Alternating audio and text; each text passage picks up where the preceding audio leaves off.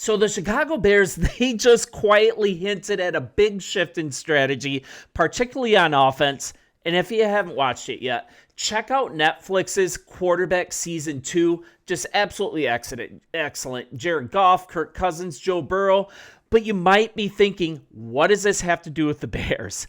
Well, the thing is, I think we just got a really good idea of how newly acquired Coulson Lovelin is going to be used under our new head coach, Ben Johnson. And Ben Johnson is all over this season when they cover the Detroit Lions. And there was an episode recently that showed how Johnson, he loved to shift a whole game's momentum and do it through the tight end position. And the guys at Sports Mockery, they initially pointed this out, and I actually watched the episode just last night. I'm just really excited to talk about this. So we're talking about the Goff story arc. It mainly focuses on the quarterback, has some Dan Campbell, but a ton of Ben Johnson. And there was one key detail I took away from watching the new season that could lead to something new in Chicago. And it's in episode 4, and it focuses on the Week 10 matchup that the Lions had against the Houston Texans. I mean, it was a tough game for the Lions.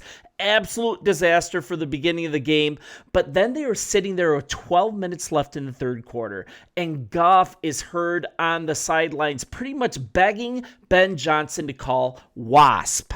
And Wasp, this is explained by Goff later, Wasp for us is a double move by our tight end off a boot action play. So throughout the week, we'd seen their middle safety would overplay a boot action. Sometimes when you run it with the tight end, you're able to hide it a little bit better than with a receiver. And Laporta is as athletic as a lot of receivers. So we feel pretty good about him running that route. So what happened? Ben Johnson called the Wasp play, and it ended up resulting in a 37-yard completion that set the Lions up with a 3rd and goal to get back into the game. And pretty much Goff, he just rolls right, and then he throws back all the way across the field to an open Laporta for this huge game. And for one, we know what type of talent Caleb Williams is, that he has that cross-body throw. It's one of his trademarks. So let's kind of look at why this is notable for Chicago. And this is exactly the type of momentum swinging play that the Bears had in mind, I believe, when they drafted Coulson Lovelin out of U of M. Chicago drafted Lovelin because of his ability to stretch the field and the way that he can catch defenses off guard, exactly like Sam Laporta does for Detroit. Actually, Lovelin profiles as more of a plus athlete than Laporta. So then we hear straight from Ben Johnson. With Laporta, the stage was never too big or too bright, and I feel the same way with Coulson Lovelin, and it was from the first time that I met him. He doesn't bat an eye. He performs at a high level. And as we talk about where we're going as an organization, and we're going to be playing in these big games with the bright lights, we need guys that are going to rise to the occasion. And he's going to do exactly that for us. I mean, we're looking at Lovelin. He does have a knack for making splash plays. And we're talking about out of 11 career touchdowns at the University of Michigan, he had over 20 of those, over half of those, they came on 20-plus yard throws. And now we've got Caleb Williams there. And I think part of Coulson Lovelin there, along with Ben Johnson's play calling, might really unlock some things for our second-year quarterback. I can fully expect that we're going to see some iteration of this Wasp play. Coulson Lovelin getting cleared for practice, and he starts getting integrated into this offense, starts practicing. Training camp starting this week. I cannot wait. And I think it's just going to be a matter of time until Coulson Lovelin is a huge part of this offense. And watching this episode 4 of Quarterback Season 2 on Netflix, check it out, and I think you're going to get a little bit of a taste of how Coulson Lovelin can be used in this offense, and it would indeed be a huge shift and something that we would really love to see. So kind of coming into this, we're looking at the Bears front office and coaching staff. They are really excited about Lovelin's skill set. We're talking about this is the first player from the University of Michigan that the Chicago Bears have drafted since 2001. And we're looking at him entering behind Cole Kmet on the depth chart, and rightfully so, right? He has not been healthy to play, but there's going to be a huge chance for him in training camp to really take hold of this job, and just a big opportunity to prove that he can be an impact player and show his plus athletic strengths on the football field, catching deep passes from Caleb Williams. So here's the thing, too. If you look at Michigan's offense, kind of from his numbers, his ability might look a little bit stunted. The numbers aren't absolutely eye-popping, unlike the guy that was drafted by the Indianapolis Colts, right? A lot of people were smashing the like button on Warren when the draft came to the Chicago Bears number 10 pick. In Chicago, they ended up choosing Lovelin. And you look at the stats, it's like, why on earth would you do that?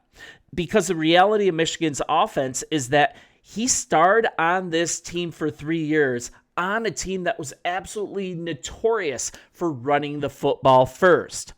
But then if you look at individual plays, when he was asked to actually run routes and when he was actually asked to be a receiver, man, so much success. He turned the quarterback, he turned into the quarterback's safety blanket. And as the Bears hope to utilize 12 personnel on offense, I think that's going to happen a lot. You're looking at Lovelin's ability to play all over the field, all of the positions, to be such a benefit to the Chicago Bears. He's rehabbing from that shoulder injury. All indications are that he's going to be ready and healthy and ready to go for camp. And it is just, in short, I think Lovelin is a really sound run blocker. I think he can be an absolutely back-breaking pass catcher, a guy who can be used to make running plays look like a pass play is coming. Like, he can do all the routes. He can do everything that's asked for him. And I think also the Chicago Bears can play smash mouth football as well at times. So just a really formidable offense here. And I think we're going to see really early why he was the first tight end selected in this last draft. And the Bears, too, I don't think it's so much of depth chart battle between Lovelin and Kmet. I think you're going to see the Bears use a lot of 12 personnel, a lot of 2 tight end sets in 2025. So it really doesn't matter who the tight end is designated as the number 1 or the starter coming into the season. I think both of these guys are going to get plenty of plays in. So let's kind of examine something too. Is Lovelin now healthy? All indications are pointing to yes, with maybe a little warning sign here.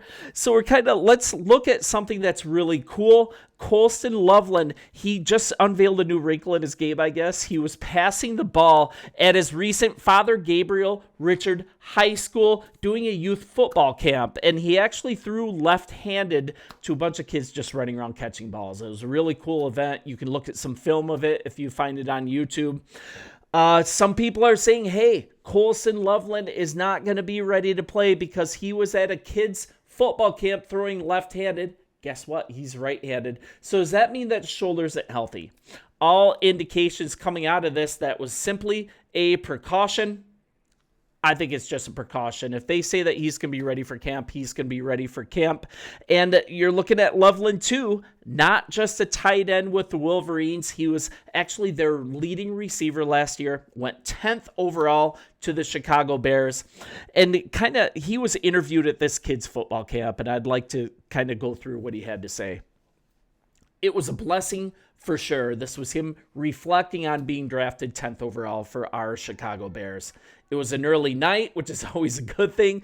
But yeah, just a super cool experience I was able to share with my fans, my family, and friends, and everyone that supported me. It was just a good night of celebration, but also knowing that we've got a lot to work to do. He said that Friday. He said that his right shoulder is good to go, that throwing left-handed is just a precaution.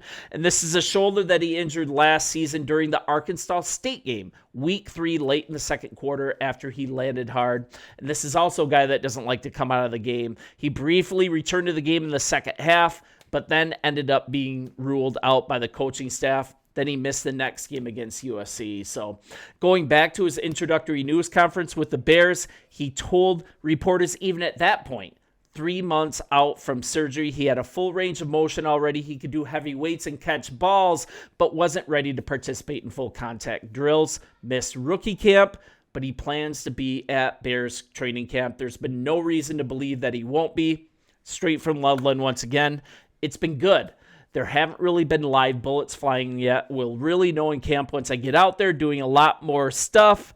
And then he holds this camp this summer in his hometown of Gooding, Idaho as well. Lots of stories about him being an Idaho tough guy, a farm boy, throws hay bales around, all of this stuff. He's just a really down-to-earth kid. Here's from Lovelin at that time. I've wanted to do a camp in Michigan for a long time. It's a quick flight from Chicago. It was cool to see all the Michigan fans now turn into Bears fans. At least they say. I mean, it is Detroit Lions country, so I'm sure there's no love lost with the Bears, but Lovelin is definitely a gem in Michigan. After being a two-time All-Big Ten selection, he earned second-team All-American honors just this last year. And this is a player that led the Michigan Wolverines with 582 yards on 56 catches, and that's even while he missed 2 regular season games. And the stinger was that he missed the season finale at Ohio State because of a concussion that he got versus Northwestern. So ended up sitting out the bowl game. But man, this guy was definitely more of a receiving than blocking tight end for the U of M Wolverines, but he made it clear at the combine, and the Chicago Bears are clear on it. The guy can block his butt off as well. And the Bears were certainly convinced on all fronts to make him the 10th overall pick in this last NFL draft. So you can see Lovelin playing for first-year Chicago Bears head coach. Man, I can't talk. You can see him playing for first-year Bears head coach Ben Johnson, and he was the Lions' offensive coordinator, of course. Caleb Williams, the 2022 Heisman Trophy winner out of USC. And yeah, I just can't wait, you guys. I'm so excited. This is still from Lovelin. The coaching staff has been absolutely great. The players are great. The facilities are great. Chicago's good. I like it all. It's all great. Just continuing to adapt, find my routine, creating those relationships. And as an alum, it'll be fun to do those bets in the locker room they do when you wear the jersey if your team loses. I think there's going to be a little bit of fun with these players betting amongst themselves, not online, betting amongst themselves as far as when their college teams play each other. And also talking about U of M this following year, kind of talking up his old team, his alma mater. They've got a good squad. I think Coach Sharon, he's got something really good going on there. Just got to continue to mesh as an offense, but they're in a really good spot. I'm excited to watch them. Hey, let's get excited about college football too. I'm getting excited not only about this Bears season, but it's almost fantasy football season.